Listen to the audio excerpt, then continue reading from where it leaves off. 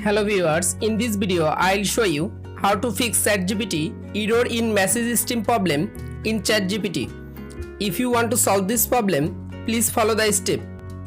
Step 1. Long press or long tap in ChatGPT application.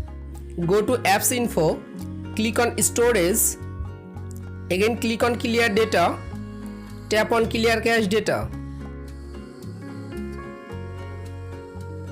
Step 2. Open Play Store, go to search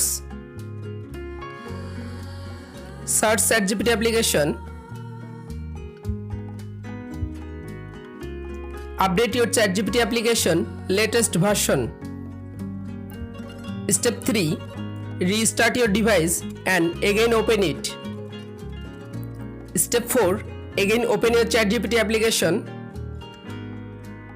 You can follow all of the steps to fix ChatGPT error in message stream problem in ChatGPT.